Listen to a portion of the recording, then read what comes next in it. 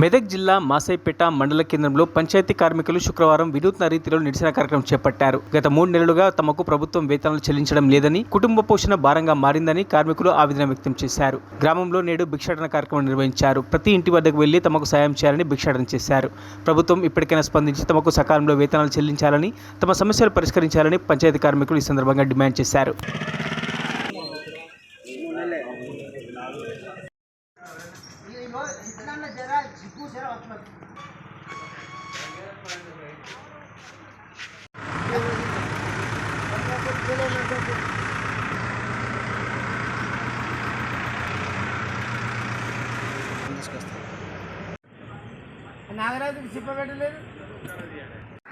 మాకు జీతాలు వస్తలేవు. జీతాలు రాక ఇలా పని బంద్ చేసి మేము ధర్నా చేస్తున్నాం.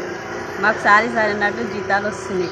3 నెలలు జీతాలు రాక మేము బాగా ఇంట్లో ఇబ్బంది ఉంది. ఇబ్బంది చెప్పాలంటే ఎవరో పట్టించుకుంటా లేరు. ఎందుకు పట్టించుకుంటలేరో మాకు ఇట్లా అర్థమైతే లేదు. అర్థం కాక మేము అయినా కానీ చేస్తున్నాం. గత 3 నెలల నుండి జీతాలు రావడం లేదు. అందుకే ఈరోజు పని ఆఫ్ చేసి భిక్షాటన చేయడం జరుగుతుంది. గత ప్రభుత్వం చేసిన పనితీరు ఈ ప్రభుత్వము మరీ ఘోరంగా ఉంది.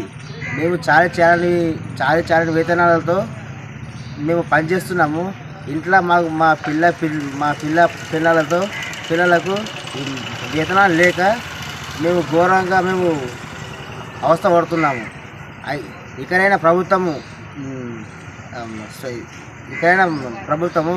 చర్య తీసుకొని వెంటనే మాకు వేతనాలు చెల్లించాలని డిమాండ్ చేస్తున్నాము. జై సిఐటి. మరిన్ని అప్డేట్స్ కోసం మా ఛానల్ని సబ్స్క్రైబ్ చేయండి.